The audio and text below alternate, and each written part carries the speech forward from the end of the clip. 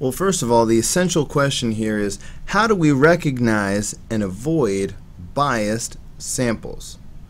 All right. Look, when we're talking about samples, obviously, imagine that there's some large amount of data, a bunch of people that you want to know something about, or some other type of data, a bunch of cars, a bunch of products, but you don't have the time or resources to examine or survey each and every one of them. So instead of doing that, you examine or survey a few of them.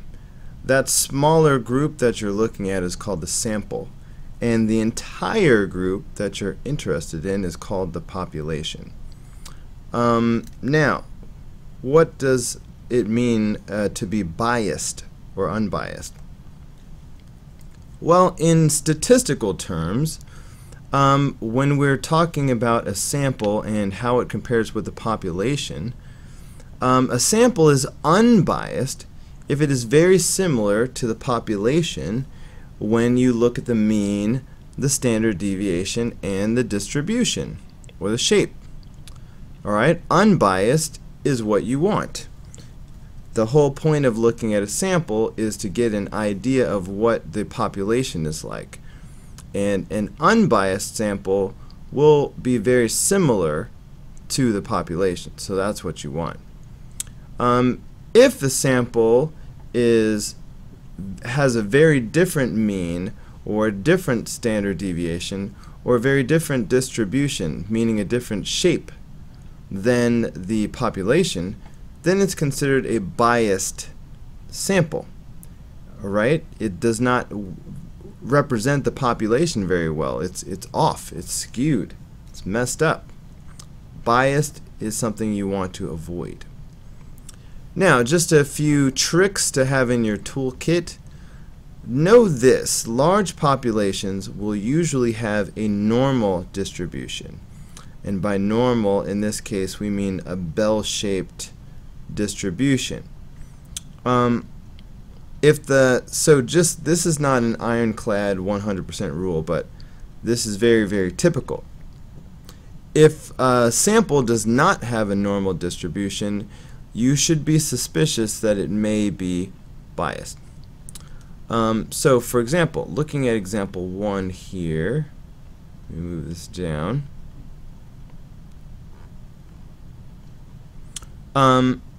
Looking at this example, which one of these samples is most likely to be unbiased?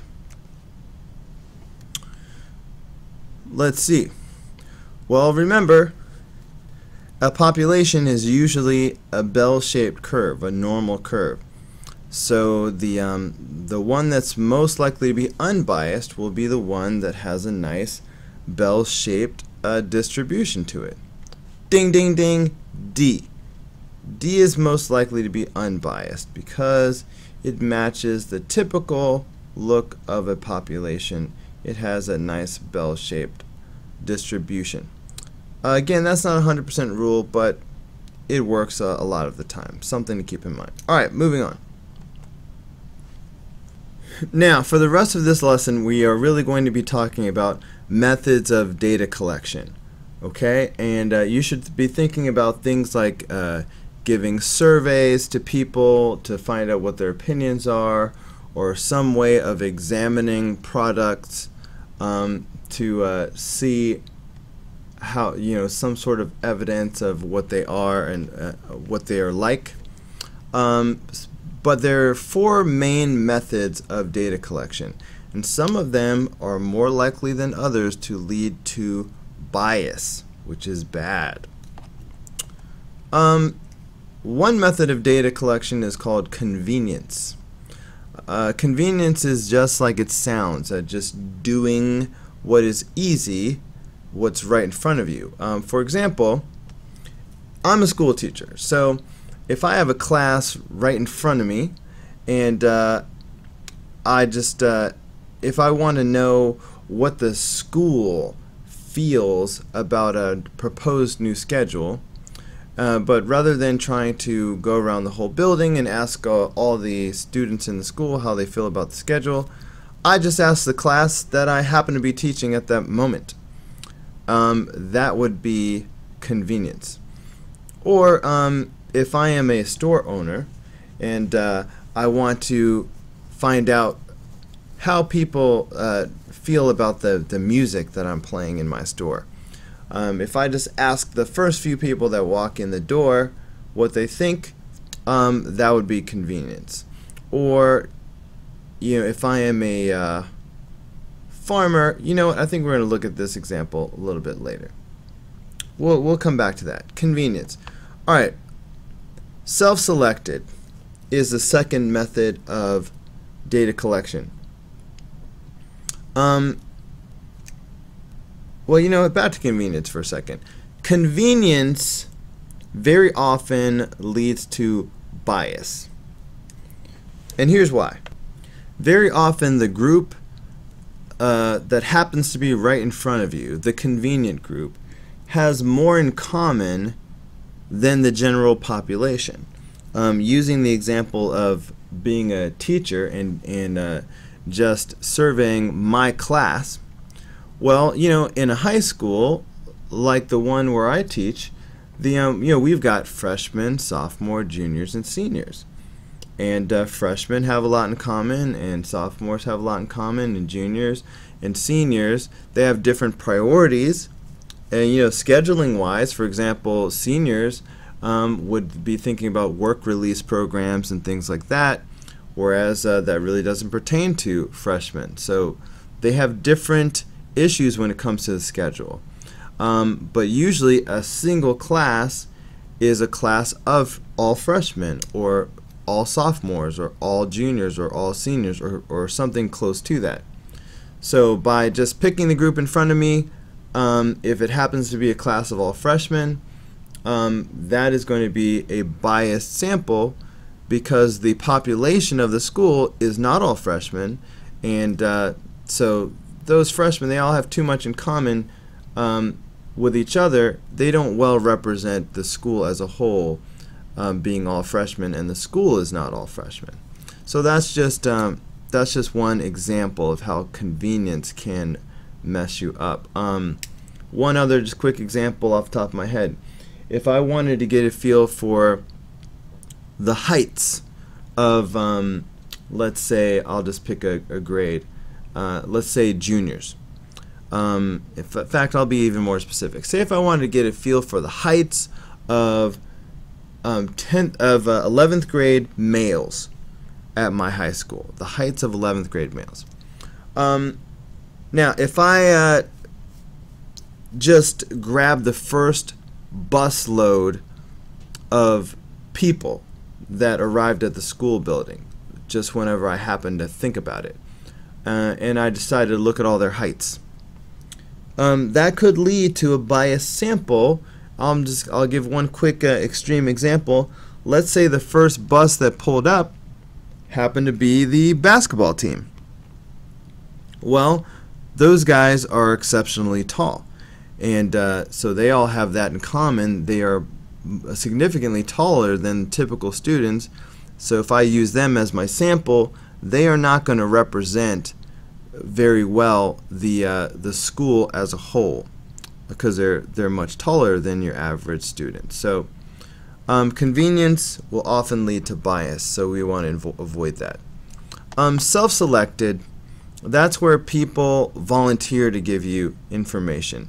For example, if I want to give a survey, prom themes, I want to get a feel for what people think about various prom themes that have been nominated.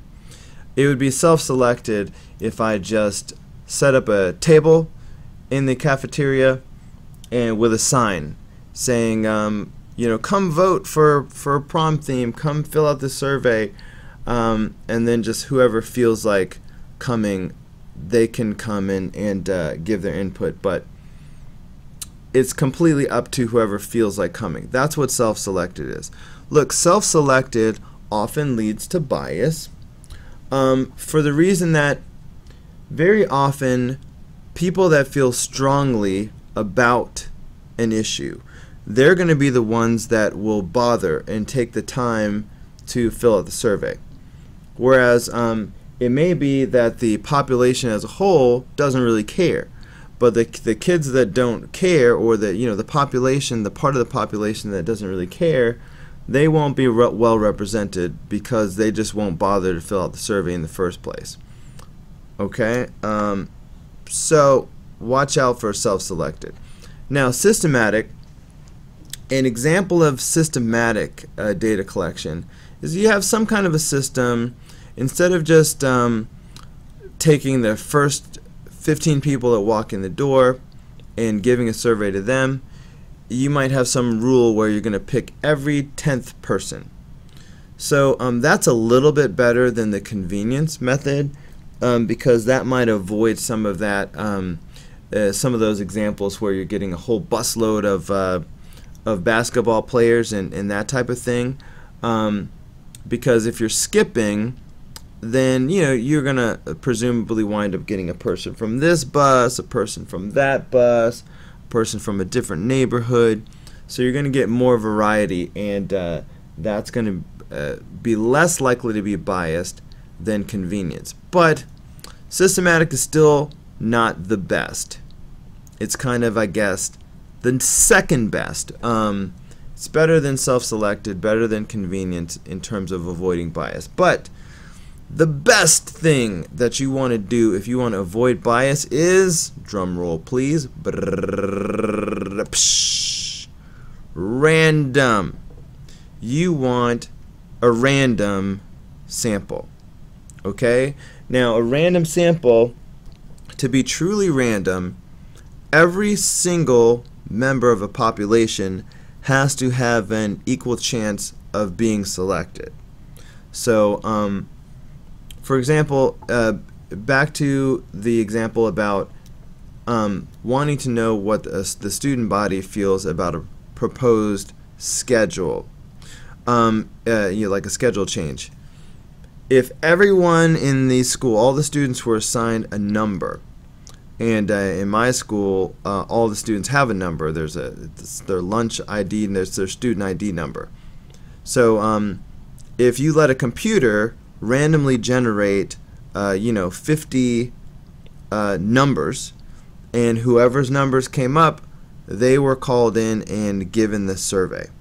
That would be random, and that would give you your best shot at having unbiased data, meaning those responses would best reflect the point of view of the entire school, because it's very unlikely that you would get all sophomores or all juniors or all kids from one neighborhood or anything like that. Alright, that's what random is all about. Okay, that's the background. Okay, I guess I just already said all that. Just a couple quick examples. So, so let's say a peach farmer wants to get an idea of how many bruised peaches there are in each crate. He has 500 crates of peaches in the warehouse. He lifts the lid of 5 crates, looks at the peaches that he can see on top. Is this sample likely to be biased or unbiased? First of all, which one of those methods of data collection is this? Is this convenience, self-selected, systematic, or random? Hopefully you're thinking, well, this is convenience because of the key that this farmer is just looking at the peaches that he can see on top. He's not taking them all out. He just looks in 5 crates, looks at the top. He's not looking at every peach. Now, this is going to very likely to be a biased sample, as I'm hinting by mentioning that it's convenience. If you think about it, if you want to see whether peaches are bruised or not, where are the peaches most likely to be bruised? At the top or the bottom of this crate? Of course, at the bottom of the crate, that's going to be where all the bruised peaches are. So if you're just looking at the top, you're going to get a false picture that you've got a good batch of peaches. But if you were to look at all the peaches, you would find a significant number of bruised peaches, probably at the bottom. Certainly more than you're going to see at the top. So that's biased. Let's look at another example. The owner of a gym wants to find out on which day the members of his gym most like to work out. On Friday afternoon, he asks everyone in the gym what their favorite day to exercise is. Is this sample likely to be biased or unbiased? First of all, again, this is convenience. It happens to be Friday afternoon, and he just asks everyone who happens to be there. This is likely to be biased. Can you think about why this is likely to be biased? Well, the whole question is about how did I word this? He wants to, which day members most like to work out. But did he ask people who are working out on Monday, Tuesday, Wednesday, and Thursday? No. He just asked people that already happen to be working out on Friday. Now, just because they happen to be working out on Friday doesn't mean it's their favorite day to work out. But if you ask a bunch of people that are working out on Friday, it's more likely that you're going to get a higher number of people that are going to say Friday's their favorite day, because for many of them, that's why they're there. Not every single one. Maybe somebody had a conflict. Maybe they would rather be working out on Monday, but they have to work on Monday, so they do it Friday instead. But if you only ask people on Friday, you're going to get more people saying that they like Friday, because for a lot of them, that's why they're there. So that's going to be a biased sample. Okay, let's look at one or two more quick examples.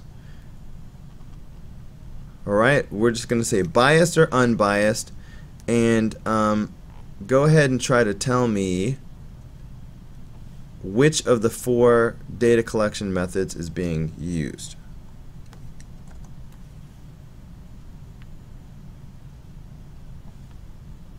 Okay.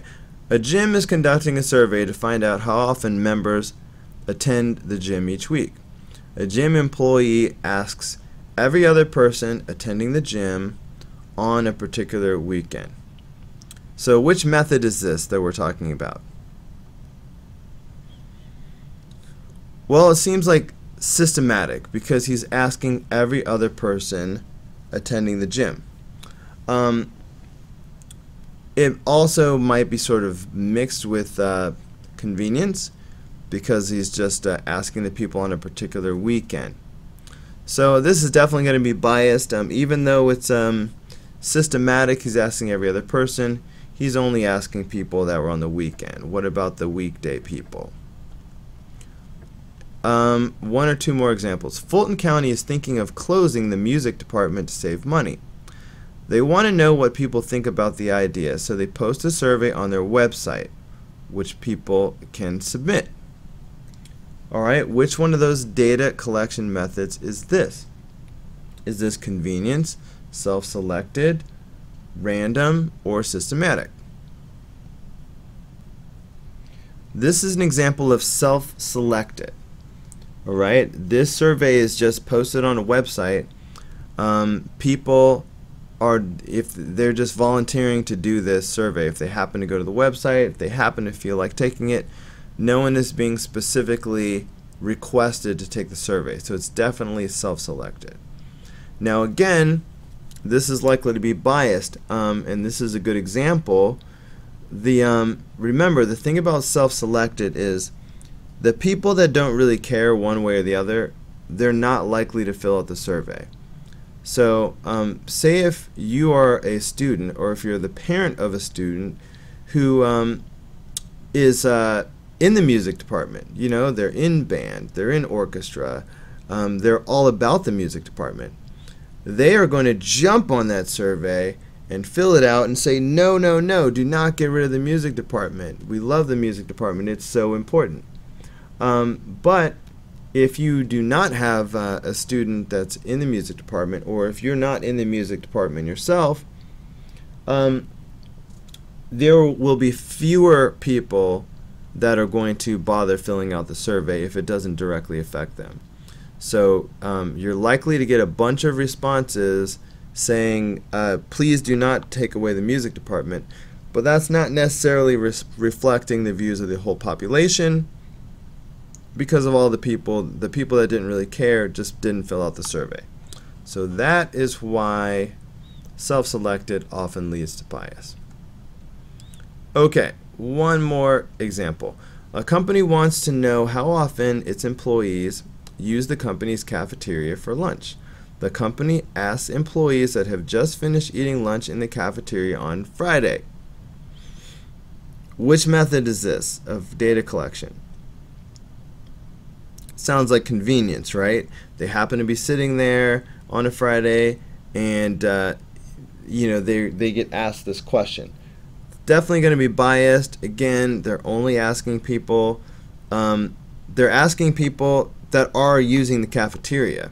Now, a company wants to know about all of its employees, but it's asking, how often they use the cafeteria. But they're asking people that are already using the cafeteria. What about all the people that are not in the cafeteria? So that's definitely going to be biased, because the people in the cafeteria are more likely to use the cafeteria. That's why they're there. If you're not serving any of the people that are not in the cafeteria, you're going to get a false sense that everybody is using the cafeteria. Also, the fact that you're just only asking on Friday, maybe things are different on Monday, Tuesday, or Wednesday, etc. And how many examples do I have? Okay, this is getting to be too long. Alright, I'm going to go through this really fast. Alright, a local mayor wants to survey local area registered voters. She mails surveys to the individuals that are members of her political party and uses only the surveys that are returned. First of all, this is self-selected. She mails to a bunch of people, but some of the people mail it back, some people don't. So again, that's self-selected. The people that feel strongly take the time to fill it out. The people that don't care don't bother. That's going to be biased. Also, it's going to be biased because she only mailed it to members of her political party. If you want to know about local area registered voters, that's all the voters, you have to mail to all the political parties. Number 5, a student wants to survey everyone at his school about the quality of the school's assemblies. The student surveys every 8th student that enters the assembly. Every 8th student, that is systematic. Okay, that's the systematic data method. That's not extremely biased, but it's not the best. But it's relatively, unbiased, but it's not the best.